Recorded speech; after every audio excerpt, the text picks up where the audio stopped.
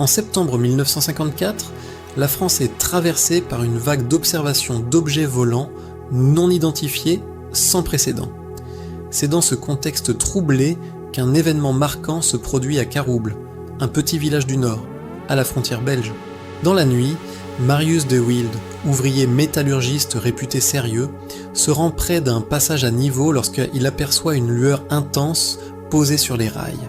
En s'approchant, il distingue un engin métallique allongé reposant au sol, émettant une lumière diffuse et totalement silencieuse. À proximité de l'objet, il affirme voir deux êtres humanoïdes de petite taille vêtus de combinaisons sombres. Intrigué, il tente de s'approcher davantage. C'est alors qu'un rayon lumineux puissant est dirigé vers lui.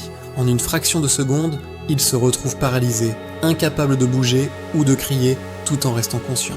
Les entités semblent alors regagner l'engin, qui décolle brutalement à grande vitesse, laissant le témoin seul, choqué, mais vivant. Le lendemain, l'affaire prend une dimension officielle. Les gendarmes découvrent sur place des traces physiques troublantes, sol tassé, pierres déplacées, traverses du rail légèrement altérées et perturbations magnétiques mesurées dans la zone. Plusieurs habitants du village déclarent également avoir observé des lumières étranges dans le ciel cette même nuit, renforçant la crédibilité du témoignage. L'enquête attire l'attention de scientifiques, de journalistes et d'organismes officiels.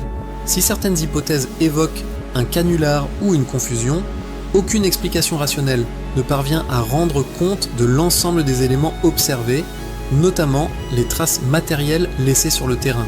Aujourd'hui encore, les lumières de Carouble restent l'un des cas les plus emblématiques et étudiés de l'ufologie française.